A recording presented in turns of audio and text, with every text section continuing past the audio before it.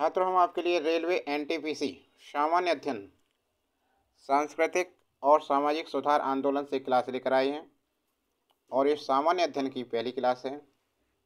इससे पहले अन्य कोर्स हमने सिलेबस करा रखा है। एक प्लेलिस्ट बनी हुई है, उसमें जाकर देख सकते हैं। देखो, पहला प्रश्न देखिए आप। प्रश्न पहला है, और क्लास पर आगे बढ़ने से पहले ऐसे स्टूडेंट जिन्होंने अभी तक चैनल को सब्सक्राइब नहीं कर रखा है, चैनल को सब्सक्राइब करना है, बेल आइकन दबाना ना भूलें। देखिए, वेलूर मठ कहाँ पर स्थित है? वेलूर मठ कहाँ पर स्थित है? पश्चिम बंगाल में, महाराष्ट्र में, उत्तर प्रदेश में या तमिलनाडु में? देखिए, वेलूर मठ भारत के पश्चिमी बंगाल में हुगली नदी के पश्चिमी तट पर वेलूर में स्थित है। यह रामकृष्ण मिशन का मुख्यालय है।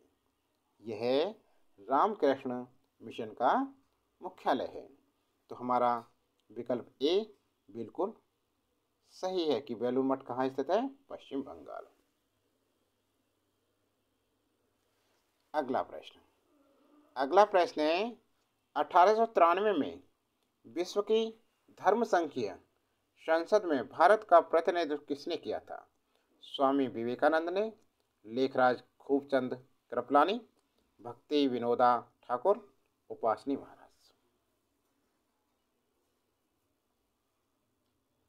तो रामकृष्ण मिशन नहीं, 19 ये है क्वेश्चन 1893 में। ये क्या था? स्वामी विवेकानंद ने। स्वामी विवेकानंद 1893 ईस्वी में शिकागो गए, जहां उन्होंने वर्ल्ड पार्लियामेंट ऑफ रिलीजन विश्व धर्म संसद में अपना सुप्रसिद्ध भाषण दिया। इस भाषण से उन्होंने पश्चिमी संसार के सामने पहली बार भारत की संस्कृति की महत्वता को प्रभावशाली तरीके से प्रस्तुत किया। तो विकल्प ए हमारा सही आंसर हो जाता है इसमें। अगला प्रश्न नंबर 3 देखिए। रामकृष्ण मिशन का गठन किसने किया था? स्वामी विवेकानंद ने, श्री रामकृष्ण परमहंस ने, स्वामी दयानंद सरस्वती ने, राजा राममोहन राय ने।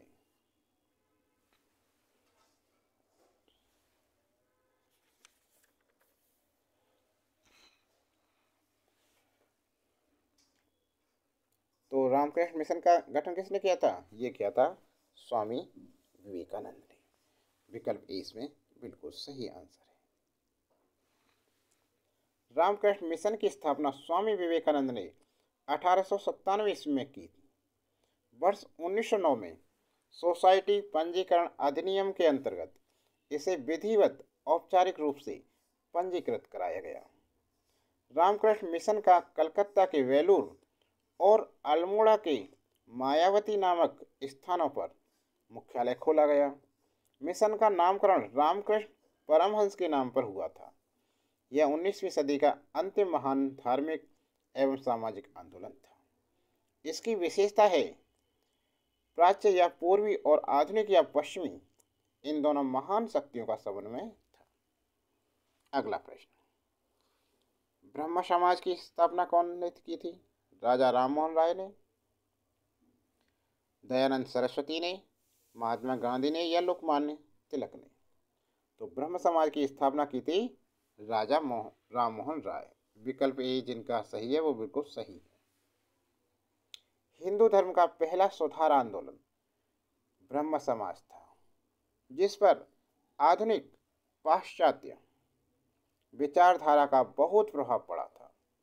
इसकी स्थापना मूलतः ब्रह्म सभा के रूप में 1828 ईस्वी में राजा राममोहन राय ने की थी। अगला प्रश्न नंबर 5 देखिए।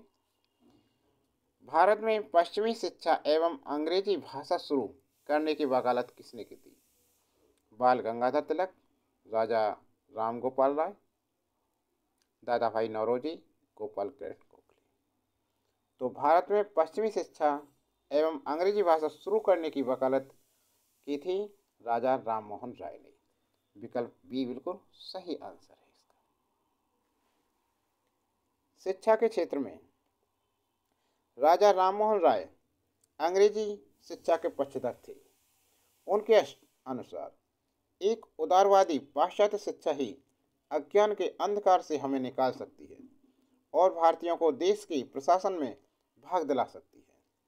इसी भावना से प्रेरित होकर उन्होंने लॉर्ड एम हर्स्ट को लिखा था कि यदि अंग्रेज संसद की यह इच्छा है कि भारत अंधकार में रहे तो संस्कृत शिक्षा से उत्तम कुछ नहीं हो सकता, परंतु सरकार का उद्देश्य भारतीय लोगों को अच्छा बनाना है। अतएव सरकार को एक उदारवादी शिक्षा का प्रचार प्रसार करना चाहिए, जिसमें गणित, सामान्य दर्शन, रसायन शास्त्र, शरीर रचना तथा अन्य लाभदायक विज्ञान आदि सम्मिलित हों, और निश्चित धनराशि से विदेशों से कुछ विद्वान भर्ती किए जाएं और यहाँ विद्यालय खोले जाएं। समझ में आ गया सभी? अब प्रश्न नंबर 6 पर चलते हैं। प्रश्न नंबर 6 पर देखें, 1884 में डेक्कन एजुकेशन सोसाइटी की स्थापना पुणे में किसके द्वारा की गई थी? विष्णु शास्त्री, विप्लुणकर और बाल गंगाधर तिलक और गोपाल गणेश अगारकर, महादेव बल्लाल नामजोशी और बाल गंगाधर तिलक और बीवी कैलेकर। डेक्कन एजुकेशन सोसाइटी की स्थापना 1884 ईस्वी में मूलतः न्यू इंग्लिश स्कूल के प्रारंभ के साथ पुणे में की गई थी तथा 1884 ईस्वी में डेक्कन एजुकेशन सोसाइटी औपचारिक रूप से गठित की गई। इस संस्था के संस्थापकों में बीपी चिपलूणकर, बीजी तिलक एवं एमबी नामजोशी प्रमुख थे। तो हमारा विकल्प ए सही है, विष्णु शास्त्री, विप्लुणकर और बाल गंगाधर तिलक।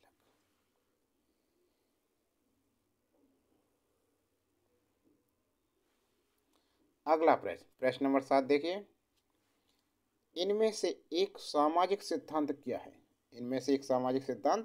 क्या है जो यह समझाने का प्रयास करता है कि क्यों समाज विभिन्न सामाजिक संस्थाओं के बीच संबंधों पर ध्यान केंद्रित कर कार्य करता है कि समाज का निर्माण हो?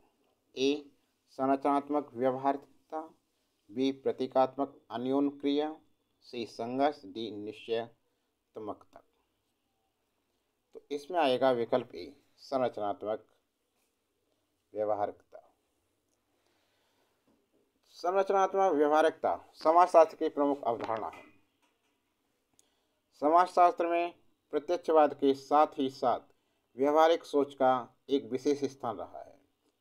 संरचनात्मक व्यवहारिकता का सिद्धांत के समर्थक यह मानते हैं कि समाज की क्रियाएं व्यवस्थित तरीके से चलती हैं और इसलिए वह समाज को एक व्यवस्था के रूप में देखते हैं।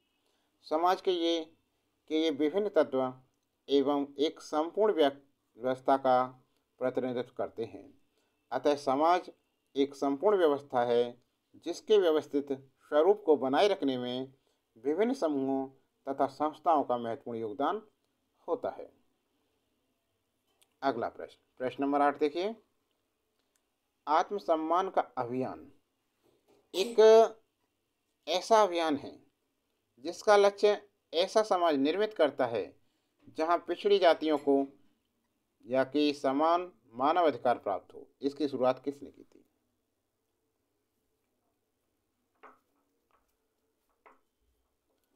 आत्मसम्मान का अभियान एक ऐसा अभियान है जिसका लक्ष्य ऐसा समाज निर्मित करता है जहां पिछड़ी जातियों को भी होना चाहिए, भी समान मानव अधिकार प्राप्त हो। इसकी शुरुआत किसने की थी? इसकी शुरुआत की थी E.V. रामासामी। विकल्प 20 में सही आंसर है। E.V. रामासामी नायकार का जन्म 1879 ईस्वी में हुआ था। इन्होंने प्रारंभ में कांग्रेस में भाग लिया। वर्ष 1923 में बायकॉम मंदिरों में हरिजनों के प्रवेश को लेकर इन्होंने आत्मसम्मान आंदोलन चलाया। E.V. रामासामी तमिल राजनेता और सामाजिक कार्यकर्ता थे। द्रविड़ आंदोलन को शुरू करने का श्रेय इन्हीं को जाता है। इनके समर्थक इन्हें पेरियार संबोधन से संबोधित करते थे। इन्होंने सामाजिक समानता पर बल दिया। इन्होंने कुदी अरासु नामक तमिल साप्ताहिक पत्रिका का प्रकाशन किया। प्रश्न नंबर 9 देखिए, निम्नलिखित में से किसने हिंदू धर्म के कई अनुष्ठानों के खिलाफ प्रचार किया था, जैसे कि मूर्ति पूजा, जन्म से जाति, पशु बलि और वेदों को पढ़ने के लिए महिलाओं पर प्रतिबंध। तो किसने? साहू छत्रपति, स्वामी दयानंद सरस्वती, राजा राममोहन राय या ज्योतिबा फुले। तो इसमें सही आएगा आंसर स्वामी दयानंद सरस्वती। विकल्प बी बिल्कुल सही आंसर है इसका। दयानंद सरस्वती मूल शंकर, इनका क्या नाम था बचपन में? मूल शंकर नाम था। ने 7 अप्रैल 1875 को बम्बई में आर्य समाज की स्थापना की, जिसका मुख्य उद्देश्य प्राचीन वैदिक धर्म की शुद्धि रूप से पुनः स्थापना करना था। आर्य समाज आंदोलन का प्रसार प्राय पाश्चात्य प्रभावों की प्रतिक्रिया के रूप में हुआ। शुद्ध वैदिक परंपराओं में विश्वास के चलते स्वामी जी ने पुनः वेदों की ओर चलो का नारा दिया। वेदों की ओर चलो नारा किसने दिया? स्वामी दयानंद सरस्वती ने। और